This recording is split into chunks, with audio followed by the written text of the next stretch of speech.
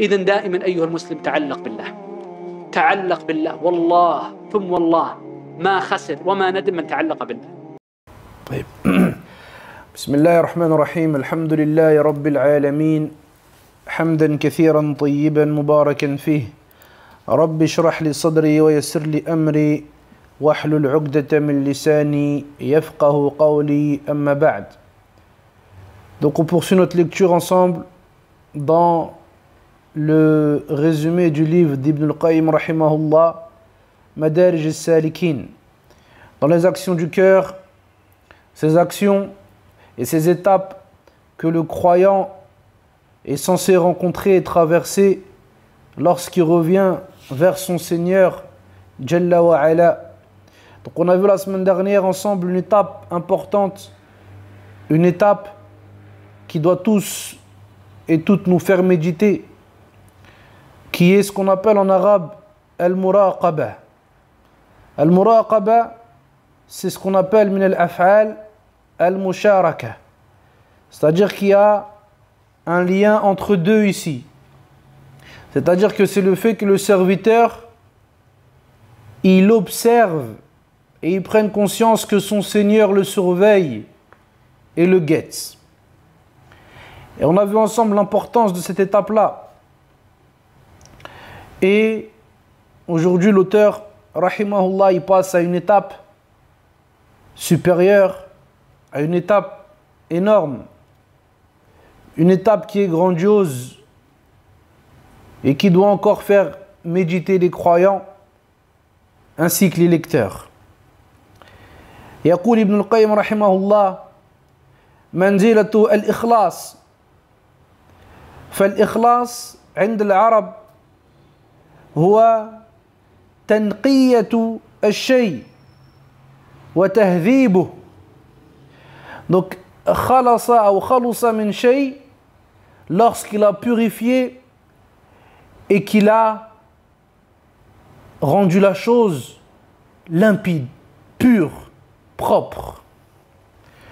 Et on va voir ensemble que justement في العبادة وشرعا الإخلاص يقولون وإفراد الحق سبحانه وتعالى بالقصد في الطاعة.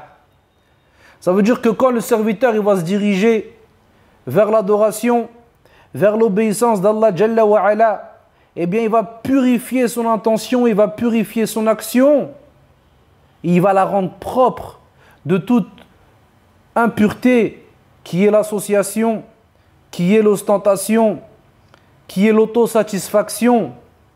Il va nettoyer son intention de toutes ces choses-là afin de faire en sorte que son intention soit purement pour Allah Azza wa Jal. C'est pour ça qu'on a appelé ça al-ikhlas. Allah Jalla wa Ala nous dit dans le Coran: وَمَا أُمِرُوا إِلَّا لِيَعْبُدُوا اللَّهَ مُخْلِصِينَ لَهُ الدِّينَ. Allah subhanahu wa ta'ala ici parle des juifs et des chrétiens. Et il dit cependant on leur a tout simplement ordonné d'adorer Allah Azza wa Jal en lui vouant un culte exclusif. C'est la seule chose qu'on a ordonné à cela. Eux, les juifs à l'époque du prophète alayhi salatu wa salam, ils ont dit Uzair ibn Allah. Ils ont dit Uzair, l'enfant d'Allah.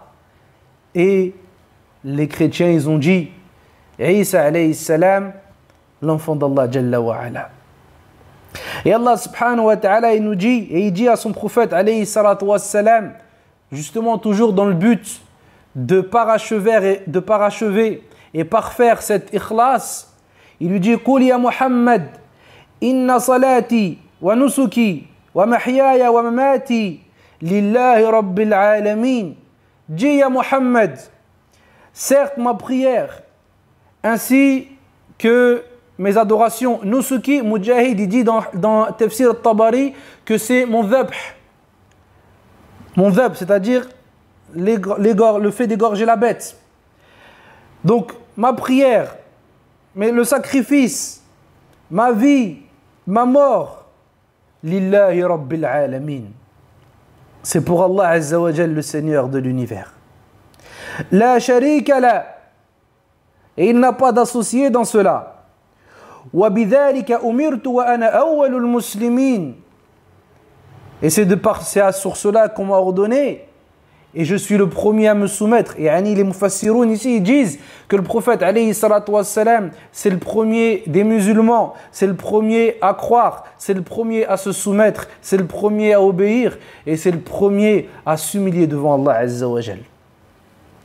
Donc ici, le croyant, il doit se remettre en question et se dire, elle est où ici ma vie à moi? J'en suis à où dans ma prière, dans mon dhabh? Et ça, dans le dhabh, wallah ya jama'a, vous allez voir que à l'époque maintenant où on filme tout ce qu'on fait et tout ce qu'on dit, des fois moi j'ai mal quand je vois que le jour de l'Aïd il arrive et que le frère il prend sa bête et il se filme et il la montre devant tout le monde. Akhi, c'est comme si tu t'es filmé en train de prier ici. Ça, c'est un acte qui est purement pour Allah Azza wa Jal. Même si les ulama dans l'aqida ils font une différence ici entre as-salat qui est une adoration mahda et al-dhabh qui peut ne pas être une adoration mahda. Ala kulli hal, celui qui dhbah yawm al-Eid, la shakka annahu fi ibadatin 'azimah. Donc, on fait attention à ça ici. On fait attention à sortir nos téléphones dans ces moments-là où l'intention, elle doit être purement pour Allah Jalla wa Ala. Où l'action, elle est uniquement pour Allah Azza wa Jal. Donc il nous dit, subhanah, nusuki, wa mahyaya wa mamati, ma vie ainsi que ma mort, elle est pour Allah Jalla wa Ala, le Seigneur de l'univers. Donc ça, c'est des choses et des sens importants que la personne doit méditer. وقال جل وعلا الذي خلق الموت والحياة ليبلوكم أيكم أحسن عملا. Il nous dit, c'est celui qui a créé la mort ainsi que la vie afin de vous éprouver et faire voir qui est le meilleur d'entre vous en action. Vous savez, quand l'épreuve elle tombe et que tu vois que tu n'as plus trop de dînes, tu vois, tu n'as plus trop ce fait de te rappeler Allah Azza wa Jal. Eh bien, sache qu'à ce moment-là, eh bien, on a peur pour toi que tu as perdu ton épreuve. Ou bien l'axe, quand les bienfaits ils viennent, l'argent, les voyages, les grosses voitures, les belles maisons, et toi à ce moment-là, tu oublies le rappel d'Allah subhanahu wa ta'ala. Eh bien, sache qu'à ce moment-là, tu as peut-être perdu ton épreuve. Al-Fudayl ibn Iyad, il commente ce verset, il dit quoi? Il dit لِيَبْلُوَكُمْ أَيُّكُمْ أَحْسَنُ عَمَلًا, pour vous éprouver afin de voir qui est le meilleur en action. Il dit le meilleur en action, c'est أَخْلَصُهُ وَأَصْوَبُهُ. C'est celui qui a fait l'action avec ikhlas et avec conformité. On lui a dit Ya Aba Ali. Ils lui ont dit Aba Ali, c'est quoi l'ikhlas? Et c'est quoi la conformité? Il a dit l'ikhlas, si la personne elle œuvre en conformité, c'est-à-dire en conformité avec la sunna du prophète alayhi salatu wassalam, mais qu'il n'a pas l'ikhlas, alors son action n'est pas acceptée.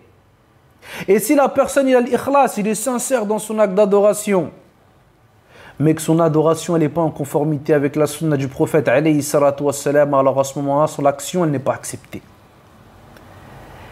Et il dit, l'action, elle ne sera sawab wa akhlas ou mukhlisa que lorsque la personne il aura joué entre les deux.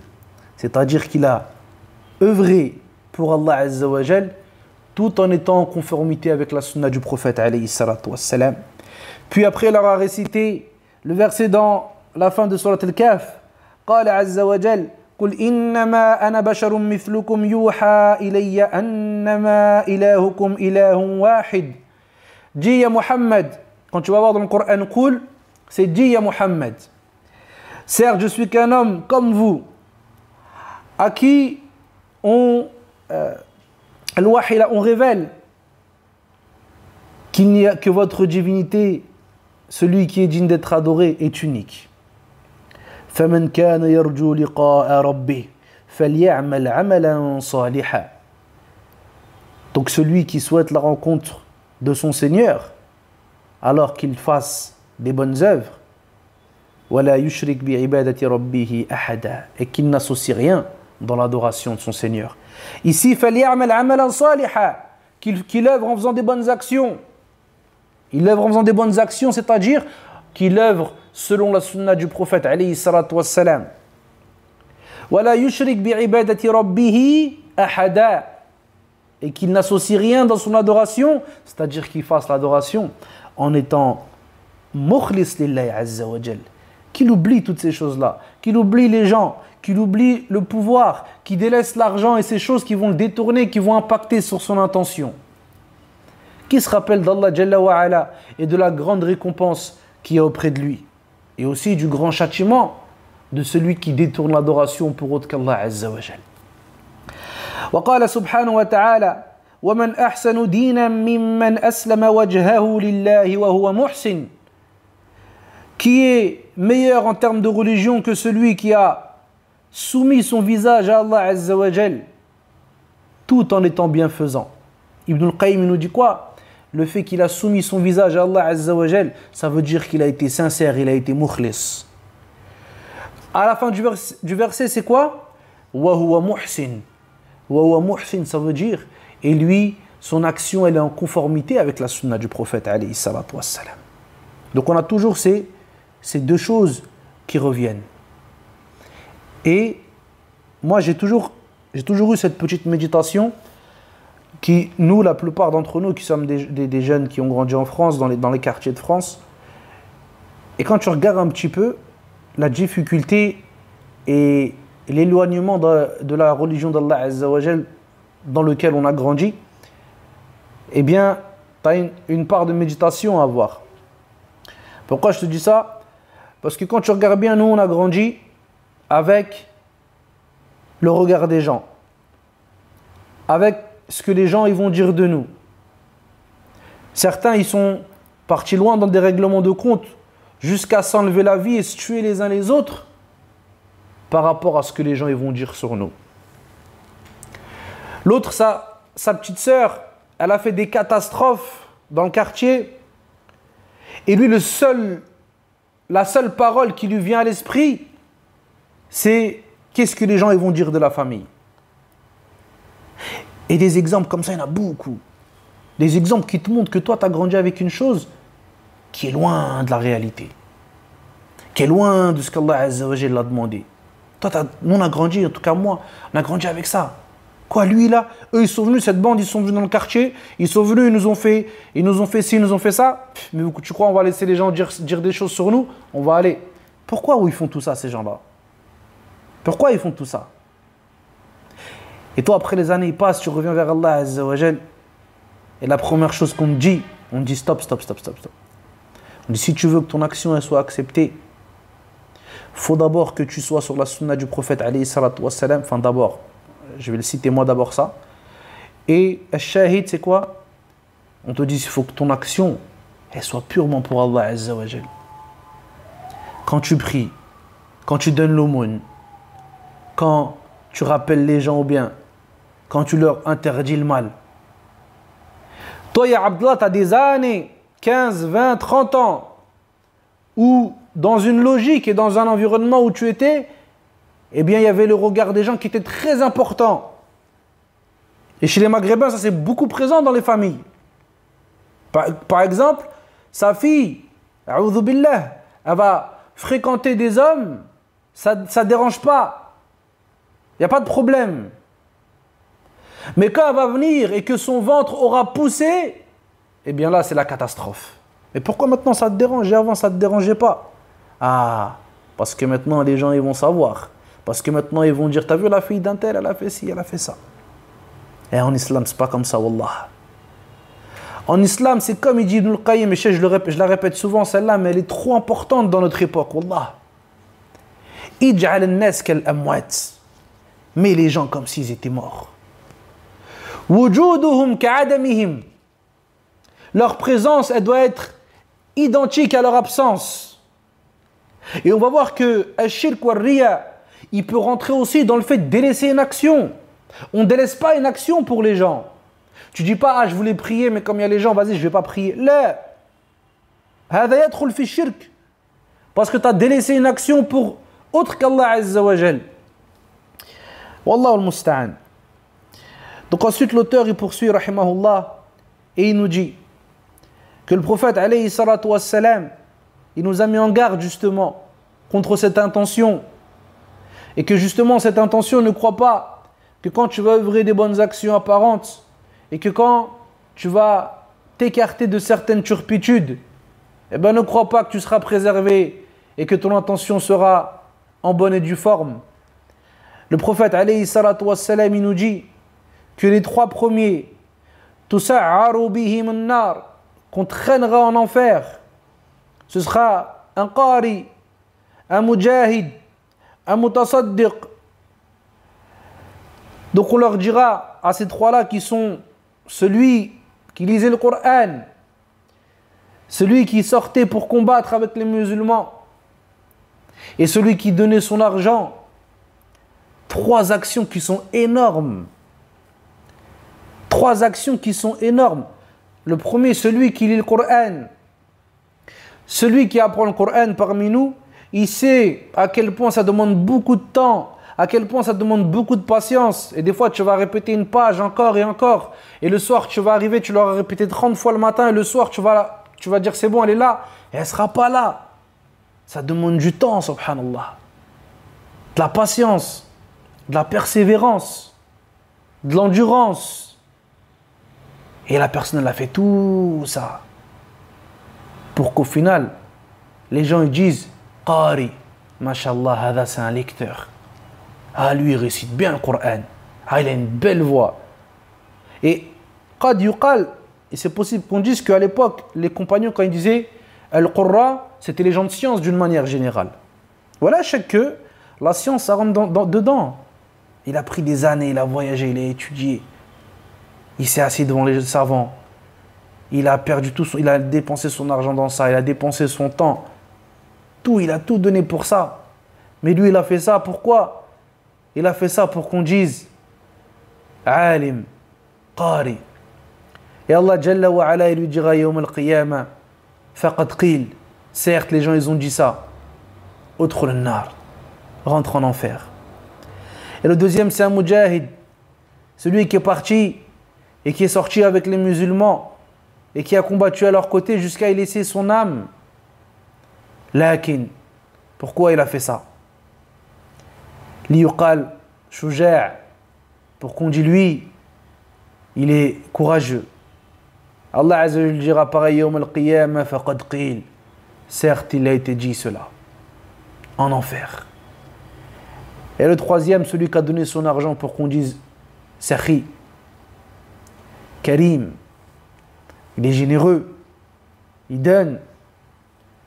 Et Allah il lui dira faqad qil. Et certes, les gens ils l'ont dit. Les gens ils l'ont dit, t'as eu ce que tu voulais ici. Tu veux quoi de plus maintenant? Et on le jettera en enfer. Wal'iyadu billah. وفي الحديث الصحيح الإلهي يقول الله عز وجل حديث قدسي que le prophète alayhi salatu wassalam nous rapporte en citant la parole d'Allah Jalla wa Ala. قال جل وعلا أنا أغنى الشركاء عن الشرك من عمل عملا أشرك فيه غيري فهو للذي أشرك به. Donc Allah il nous dit dans le sens je suis celui qui me passe de n'importe quel associé qu'on m'associe. Celui qui œuvre une action et dans cette action il partage, il associe quelqu'un à moi dans cette dernière. Alors l'action elle est pour celui à qui il a associé. Dans une autre version, taraktuhu wa shirkah. Je l'ai délaissé lui ainsi que son action. Son action il a associé. Wa ana minhu bari. Et il nous dit Azza wa Jal, et moi je suis innocent de lui, je me désavoue de lui. Et je pense qu'il n'y a pas besoin de commenter ces hadiths-là qui font peur et qui nous rappellent surtout à l'époque des tweets et des snaps et de je ne sais plus quoi encore. Eh bien, ça nous rappelle l'importance, akhi. Tu peux tromper les gens avec ta barbe, avec tes vidéos de pieux et de vertueux. Mais sache que le Seigneur des gens, tu ne peux pas le tromper, wallah. وقال عليه الصلاة والسلام في صحيح مسلم Inna Allah la yanzur ila ajsamikum wa la ila suwarikum walakin yanzuru ila qulubikum. Donc il nous dit, hadith connu, qu'Allah Jalla wa Ala ne regarde pas vos corps et il ne regarde pas vos apparences non plus, mais cependant Allah regarde vos cœurs, et dans une version, ainsi que vos actions. Donc ici, l'importance, encore une fois, de purifier ce bout de chair et de purifier ce cœur-là. Allah ne regarde pas vos corps, ça veut dire Allah ne regarde pas si tu es grand, tu es petit, tu es maigre, tu es gros, tu es musclé. Allah dit dans le Coran, Inna akramakum indallahi atqakum. Certes, le plus noble auprès d'Allah d'entre vous, c'est le plus pieux. Wala ila suwarikum. Et Allah ne regarde pas vos apparences. Il ne regarde pas si vous êtes beau, vous êtes moche. Allah Jalla wa Ala ne regarde pas non plus vos origines, si vous êtes noir, blanc, jaune. Là. Et les ulama, ils rajoutent des choses. Il ne regarde pas non plus votre argent, si vous êtes riche ou pauvre. Il ne regarde pas non plus votre lignée, si vous descendez d'une lignée riche ou bien d'une lignée noble, comme on dit, ou pas. Toutes ces choses-là. وَلَكِنْ يَنْظُرُ إِلَىٰ قُلُوبِكُمْ. Mais cependant, il regarde vos cœurs, ainsi que vos actions. Et ici, il y a quand même une note qu'il faut noter ou rajouter. Surtout nous, les frères qui vivent en France, dans le sens où ce hadith-là, on va beaucoup l'entendre malheureusement des fois, et les gens, ils vont pas bien le comprendre. Bon, un jour à l'époque, je me rappelle, j'étais à la mosquée, un mec qui s'est levé pour parler, et il a pris ce hadith-là justement. Bon, j'ai rien dit, mais ça m'avait démangé ce jour-là. Il a dit le hadith, il a dit, regardez, Allah ne regarde pas votre barbe, il ne regarde pas votre voile, Allah regarde votre cœur, et il regarde vos actions. On va lui dire, barakallahu fik, akhi, lakin tu as mélangé des choses qui sont séparées, et tu as séparé des choses qui sont unies. Donc, quand on parle de barbe, par exemple, l'imam al-Nawawi, rahimahullah, il rapporte le consensus que celui qui rase sa barbe, eh bien, il est tombé dans le haram. Ça veut dire qu'il n'y a pas de divergence en islam. Et Ibn Taymiyyah aussi parle de ça. Que celui qui rase sa barbe, il a fait un péché. Taïb, ça ne veut pas dire que celui qui a une barbe, il est meilleur que celui qui n'a pas de barbe, monte la canne. Non, il ne faut pas non plus rentrer dans un extrême. Mais ça veut dire quoi, ça? Ça veut dire que la barbe, par exemple, le fait de la raser, ça rentre dans les actions, ya Abdallah. Le voile, Allah il nous a ordonné de nous voiler. Il a dit qu'il y a des femmes qui vont venir, kasiyatun ariyat, qui sont habillées mais qui sont nues. La yadkhulna al-jannah wa la yajidna rihaha. Elles ne vont pas rentrer au paradis et elles ne sentiront pas l'odeur du paradis.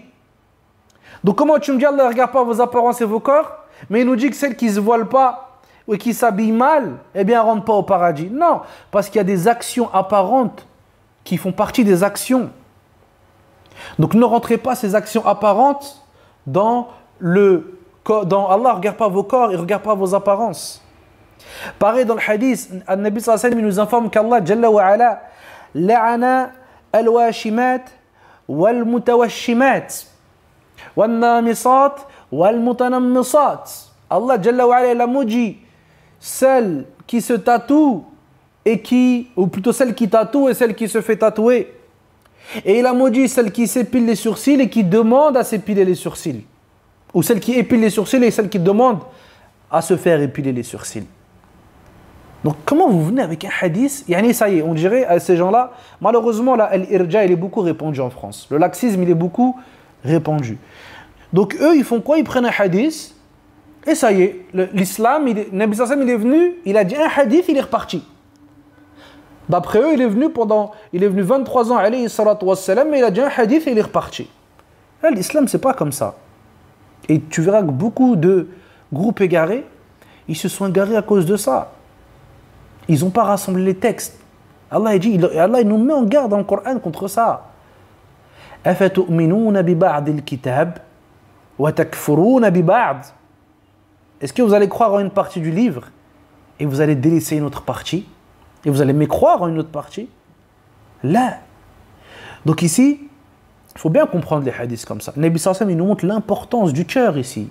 Et que ta taille, ton poids, ton origine, ça vaut rien auprès d'Allah Azza wa Jal.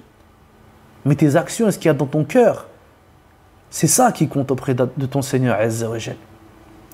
Donc il faut bien comprendre ça. Et d'ailleurs, dans le hadith de celle qui se tatoue et tout, il y a une femme, elle est partie voir Ibn Mas'ud à l'époque. Regardez comme quoi ça existait déjà, les gens qui se posent des questions. Elle lui a dit, toi tu maudis celle qui se tatoue et qui demande à se faire tatouer, celle qui épile les sourcils et qui demande à se faire épiler les sourcils. Il a dit, Naam, qu'est-ce que j'aurais à ne pas maudire celle qui est maudite par le prophète alayhi salatu wassalam et qui est maudite dans le livre d'Allah. Et là la femme elle lui a dit, moi j'ai certes lu tout ce qu'il y a dans la parole d'Allah Azza wa Jal, de la première à la dernière page, mais je vois pas ce que tu dis toi là, qu'Allah il maudit ces femmes là. Et là il lui a dit, si tu aurais bien lu, tu aurais vu. Et il lui a dit le verset où Allah il dit, وَمَا أَتَاكُمُ الرَّسُولُ فَخُذُوهُ وَمَا نَهَاكُمْ عَنْهُ فَانْتَهُوا. Et ce que le prophète alayhi salatu wassalam, le messager vous donne, prenez-le. Et ce qui vous interdit, alors écartez-vous-en. Donc voilà comment on rassemble les textes et après on comprend le Coran. Mais il ne faut pas se faire une idée, il ne faut pas se faire une croyance sur du faux, et après tu prends les textes du Coran et de la Sunna, et tu veux faire en sorte que cette religion, cette noble religion, suive tes émotions et suive ta manière de penser. C'est à toi de suivre l'islam, c'est pas à l'islam de te suivre. Taïb. Ah ouais, je me suis un peu attardé, khairan, inshallah. Taïb, ensuite Allah Jalla wa Ala, toujours dans le même siyaq, il nous dit Azza wa Jal, لَن يَنَالَ اللَّهَ لُحُومُهَا وَلَا دِمَاؤُهَا وَلَكِنْ يَنَالُهُ التَّقْوَى مِنْكُمْ. Allah Azza wa Jal nous parle ici de la bête le jour de l'Eid. Et il nous rappelle, il nous dit que ce sang que vous versez et cette viande que vous égorgez, eh bien, elle n'atteint pas Allah Azza wa Jal. Walakin, ce qui atteint Allah Azza wa Jal, c'est la crainte de votre part. Taïb. Ensuite, dans la définition de l'ikhlas, comme on en a parlé un petit peu précédemment, ça diverge chez les savants. Certains ont dit, comme on a dit précédemment, le fait de mettre Allah Azza wa Jal seul lors de nos actions, avoir Allah subhanahu wa ta'ala seul comme but précis dans nos actions. وقيل الإخلاص نسيان رؤية الخلق بدوام النظر إلى الخالق. Donc ils ont dit, l'ikhlas, c'est le fait d'oublier le regard des gens, des créatures, et de se rappeler constamment le regard du Créateur. ومن تزين للناس بما ليس فيه سقط من عين الله. Donc il nous dit, celui qui est venu s'embellir pour les gens d'une chose qu'il ne possède même pas, alors celui-là, il est yani saqata min aynillah, dans le sens Allah Azza wa Jal l'a délaissé. Allah Azza wa Jal l'a délaissé. وكان الفضيل بن عياض يقول ترك العمل من أجل الناس رياء والعمل من أجل الناس شرك. Donc il disait le Fudayl que délaisser les actions pour les gens, c'est de l'ostentation, et le fait d'œuvrer pour les gens, eh bien c'est du shirk. وَالْإِخْلَاص أَنْ يُعَافِيَكَ اللَّهُ مِنْهُمَا. Et l'ikhlas, eh bien c'est qu'Allah Jalla wa Ala te préserve de ces deux derniers-là. طيب. Ensuite l'auteur, rahimahullah, on va finir sur ça, inshallah. Bismillah.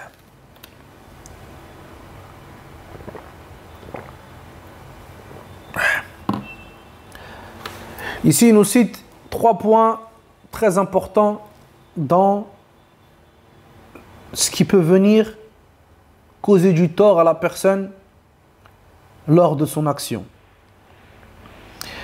Donc, il nous dit, il y en a 3. Il nous dit, la première des choses, c'est que la personne, elle regarde son action et qu'elle prête de l'importance à son action-là.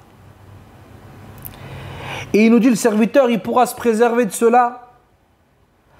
Eh bien, en se rappelant une chose toute simple, en vrai. C'est que celui qui t'a permis de faire cette action-là, celui qui t'a fait sa grâce d'œuvrer dans son adoration, eh bien, il aurait pu te priver. Et si ce ne serait sa grâce, ainsi que sa miséricorde, alors il aurait purifié personne. Allah subhanahu wa ta'ala, il nous dit فَلَوْلَا فَضْلُ اللَّهِ عَلَيْكُمْ وَرَحْمَتُهُ مَا زَكَى مِنْكُمْ مِنْ أَحَدٍ أَبَدًا وَلَكِنَّ اللَّهَ يُزَكِّي مَنْ يَشَاءُ. Allah il nous dit dans Surat An-Nur, si ce ne serait le mérite d'Allah Azza wa Jal sur vous ainsi que sa miséricorde, eh bien Allah il n'aurait purifié personne parmi vous, abadan. ولكن الله عز وجل يزكي من يشاء. Mais cependant Allah subhanahu wa ta'ala il purifie qui il veut. Donc quand la personne elle va donner trop d'importance à ses actions, elle va regarder ses actions comme si il méritait quelque chose, eh bien qu'il se rappelle de ça. يمنون عليك أن أسلموا قل لا تمنوا علي إسلامكم بل الله يمن عليكم أن هداكم للإيمان إن كنتم صادقين. Allah Azza wa Jalla nous parle de cela dans Al-Hujurat aussi. Quand ils vont voir le prophète sallallahu alayhi wa sallam et limite, ils viennent et ils se vantent au prophète alayhi salatu wa sallam de leur islam. Ils disent bon déjà on a suivi l'islam, donc yani, estime-toi heureux, déjà c'est beaucoup. Dis-leur ya Muhammad, venez pas nous vanter votre islam comme si vous avez fait une grâce à Allah Azza wa Jalla en ayant embrassé l'islam. بل الله يمن عليكم أن هداكم للإيمان إن كنتم صادقين. Mais plutôt c'est Allah Jalla wa Ala qui vous a donné de sa grâce en vous faisant embrasser la foi, si cependant vous êtes du nombre des véridiques. Donc se rappeler ça, quand toi tu as œuvré, donne pas d'importance à tes actions. Le deuxième, il nous dit, c'est que la personne, elle espère faire elle attend un échange lorsqu'elle œuvre. Un échange équivaut. Et que lui, miskin, يعتقد أنه يستحق شيئا أمام الله عز وجل. Donc ce serviteur, il va penser que lui, par son action, il mérite quelque chose auprès d'Allah Azza wa Jal. Et il oublie que lui, c'est un serviteur. C'est un esclave. L'esclave, il ne travaille pas pour son maître. L'esclave, il obéit à son maître. Il ne perçoit pas de salaire. Donc le serviteur, il doit se rappeler de ça ici. Et se rappeler que non, lui, il est là pour être soumis à Allah Azza wa Jal. Suivre les ordres d'Allah Azza wa Jal. Et il n'attend rien en retour. Il a espoir parce qu'il sait qu'Allah, il est Karim. Mais il n'attend rien en retour par rapport à ses actions. Parce que lui, quand il regarde ses actions ainsi que sa personne, il va les regarder avec l'œil du naqs. Il sait qu'il y a plein de manquements dans ses actions. Il sait que son cœur, il est mauvais. Il sait que son cœur, il est rempli de défauts. Et même ses actions apparentes, elles sont remplies de défauts. Il n'a pas appris comme il fallait pour prier comme il fallait. Il n'a pas appris comme il fallait pour donner la zakat vraiment comme il fallait. Si ce n'est pas Allah Azza wa Jal par sa grâce qui nous pardonne et qui passe l'éponge sur nos manquements, comment on fait? Donc ici c'est ça le deuxième point, c'est que le serviteur, et là Ibn Qayyim ne dit pas ça pour rien, parce que certaines tawa'if chez les musulmans, certains groupes égarés, ils ont dit que le serviteur quand il œuvre, eh bien yajibu ala Allah, ils ont dit c'est obligatoire pour Allah de le rétribuer, alors que non, vous avez rien compris. Allah Azza wa Jal, il donne par sa grâce et il punit par justice Azza wa Jal. Ensuite, le troisième point qui dit, rahimahullah, c'est ar-rida bi'amalihi wa sukunihi ilayhi. Donc il dit, c'est que la personne, une fois qu'elle a œuvré, elle est satisfaite de son action. Et elle est apaisée de son action. Il dit, oh, moi c'est bon. Moi j'ai prié mes prières, j'ai donné ma zakat, j'ai jeûné mon ramadan, il est murtah. Ça y est, il est apaisé. Il a oublié que Shaitan, il était là, aux aguets, dans ses actions, et qu'il attendait, et qu'il était toujours prêt pour faire diminuer la récompense ou pour la faire annuler totalement. Donc là, le serviteur, il y a deux choses qu'il doit se rappeler. La première, c'est que son action, elle n'est pas dénuée de manquements abadan. C'est toujours rempli de manquements et il y a toujours beaucoup à redire.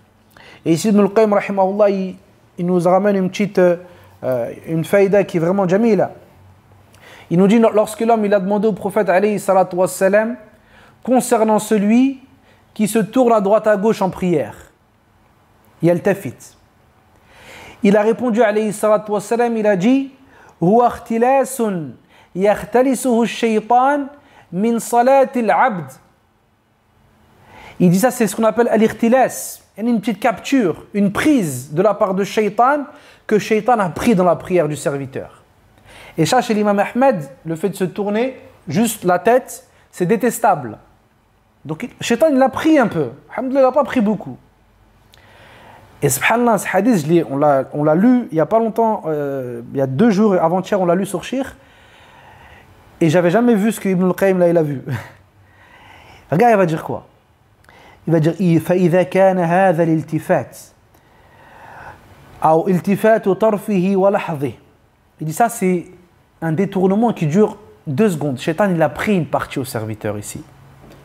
Il dit فَكَيْفَ التفات قلبه إلى ما سوى الله عز وجل. Il dit si ça dans la prière, Shaitan, il a pris un peu au serviteur alors qu'il a juste tourné un peu sa tête comme ça à droite à gauche. Il dit qu'est-ce qu'on devrait dire du serviteur à qui le cœur s'est détourné à droite à gauche et s'est dirigé vers autre qu'Allah Azza wa Jal. Subhanallah. Donc là, c'est un ma'na exceptionnel qu'il a donné au hadith, là, wallah.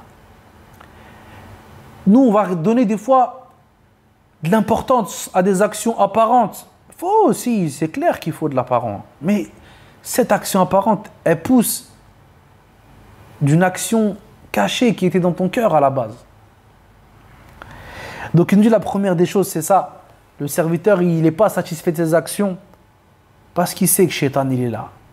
Il y a les manquements de son nafs et il y a les déviances et les déviations de Shaitan qui ont semé l'action et semé l'acceptation de l'action ici. Ou plutôt semé le chemin de l'acceptation de cette action-là. La deuxième chose qui va aider le serviteur justement à ne pas tomber dans cette maladie qui est le fait d'agréer et d'être satisfait de ses actions. Il nous dit ilmuhu bima yastahiqu rabb subhanahu wa ta'ala min huquq al-ubudiyya. Il nous dit que le fait que le serviteur il prenne connaissance de ce qu'Allah Jalla wa ala mérite comme adoration, il prenne conscience de la grandeur d'Allah Jalla wa ala et la petite taille de nos actions. Il nous dit lorsque le serviteur il prend conscience de ça, eh bien à ce moment-là, il n'est pas satisfait de ses actions. Et il n'est pas satisfait de sa propre personne. Et il finit en disant فَالْعَارِفُ لَا يَرْضَى بِشَيْءٍ مِّنْ عَمَلِهِ لِرَبِّهِ. Celui qui connaît vraiment Allah Azza wa Jal, il n'est pas satisfait de ses actions. أَبَدًا وَلَا يَرْضَى نَفْسَهُ لِلَّهِ تَعَالَى طَرْفَةَ عَيْنٍ. Et il n'a pas un moment où il est satisfait de sa personne devant Allah Azza wa Jal. وَيَسْتَحْيِي مِنْ مُقَابَلَةِ اللَّهِ عَزَّ وَجَلَّ بِعَمَلِهِ. Et il a honte de présenter ses actions à Allah Azza wa Jal. Et il a honte ici, ce serviteur, de dire tiens Allah Azza wa Jal, ça c'est ce que tu mérites. Donc, ici la personne, elle doit se remettre en question. Elle doit toujours répéter Ya muqallib al-qulub, thabbit qalbi ala dinik. Ô toi qui tournes les cœurs, raffermis mon cœur dans ta religion. Donc, on finit par ça ce chapitre. Nas'Allah Azza wa Jal an yaj'alana min al-mukhlisin, min alladhina yasma'una al-qawl fayattabi'una ahsana. سبحانك اللهم وبحمدك أشهد أن لا إله إلا أنت أستغفرك وأتوب إليك وصلى الله وسلم على نبينا محمد وعلى آله وصحبه أجمعين والحمد لله رب العالمين وبارك الله فيكم.